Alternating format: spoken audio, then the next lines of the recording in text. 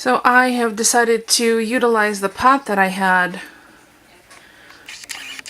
already from the potatoes that had parsley and butter in it to make my marinara. So there's 6-pound can of whole tomatoes, 2 6-ounce cans of tomato paste. These 2 little blocks are basil that I froze from our garden from last year.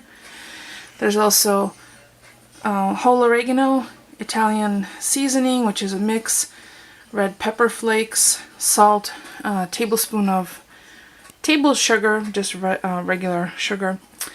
And I'm going to start breaking up the whole tomatoes with the edge of my spoon.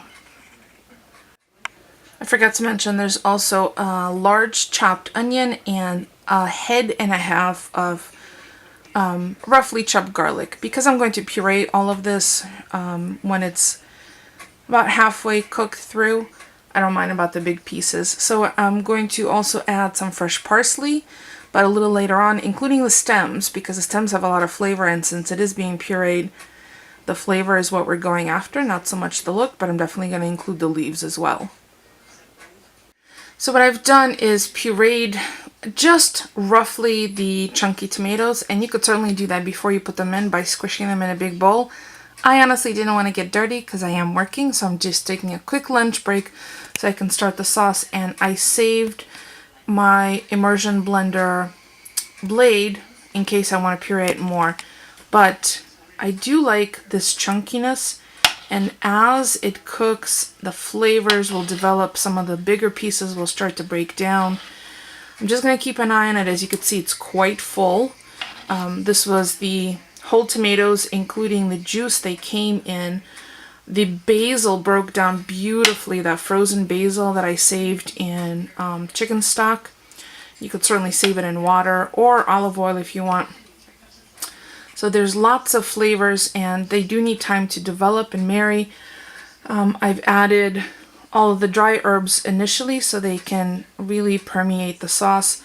I'm just going to leave it on really, really low and simmer. Now, if you don't have time to babysit your sauce, if you're making it in one of these big Dutch ovens, and I think this is an 8-quart, you can go ahead and pop the lid on and put it in the oven, 250, 275, check it, every half hour or so to make sure it's not burning on the bottom. If you can't check it that often, definitely never run the oven while you're not home, but you can also put it on a cookie sheet. That will provide an insulated layer on the bottom to prevent scorching or burning, because there's nothing worse than a burnt tasting sauce. So I'm going to keep cooking this, stirring this, and then checking in on it. I have a meeting in about 15 or 20 minutes, so I can babysit this for the next 20 minutes or so.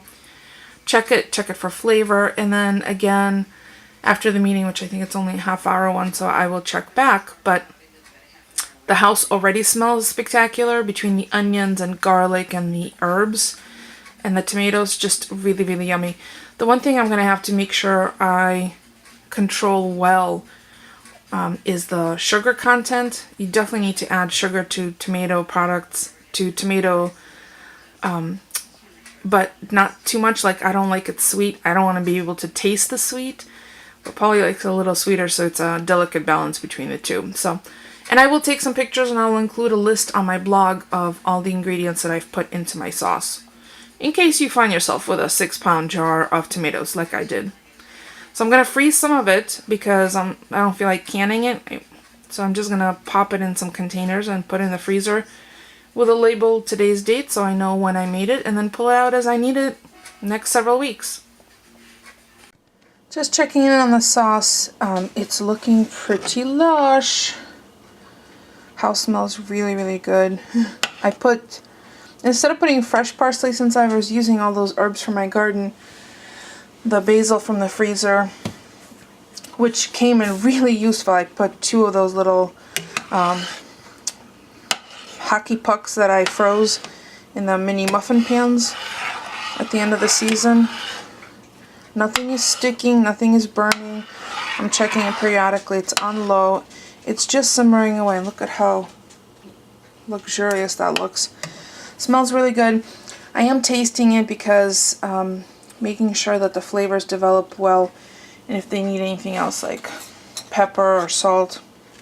So far spot on. I might add a little tiny bit more sugar, but I don't want to make it too sweet. And yeah, I like the consistency, the thickness.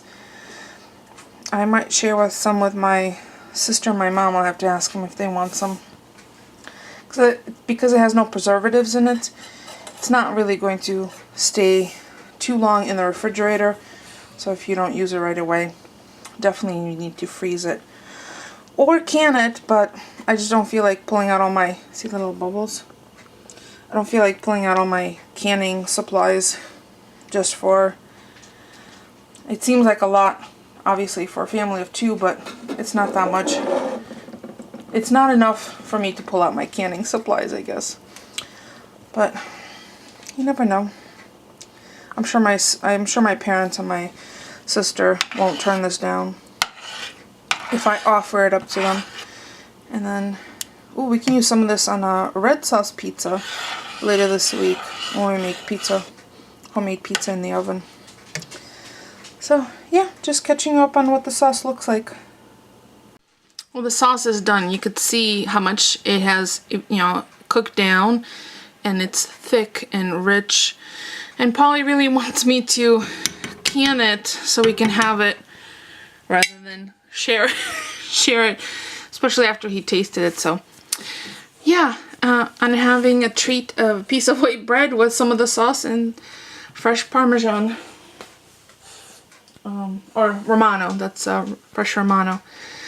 So that's it for the sauce. Easy peasy, lemon breezy. I'm making rice, so I have half of a small onion sauteing in some coconut oil, salt and black pepper. I'm going to add the rice and then stir to coat each grain. I use a 2-to-1 ratio, so for each cup of rice I use 2 cups of liquid. I have a cup and a half of rice, so I'm going to use 3 cups of liquid. I have some vegetable stock consomme concentrate. In here I'm going to add 1 cup of water at a time. I've mixed in the liquid, made sure all the rice is beneath the water line, and lidded it, and I will check in about 12 minutes and start making sure that it doesn't burn. And then once all the liquid is evaporated, or just about all the liquid, I'll start fluffing it with a fork and turn off the heat. And the rice is done, perfectly cooked. 16 minutes. I flake it up with a fork and close the lid. Every ounce of remaining water, liquid, evaporates as it just sits, and it's ready to go. So I'm going to start up on the stir fry. Faux stir fry. I don't have a wok. I do, but I don't feel like pulling it out. And just like that, it's done. I'm sorry I couldn't videotape while I was making it because stir fries happen really quickly. I have in here red, green, and yellow peppers, oh, and orange too, straw mushrooms, baby corn, bamboo shoots, water chestnuts, sprouts, and for the flavorings I have ponzu, soy, toasted sesame. I started off with coconut oil. There's also some grating of a knob of fresh ginger.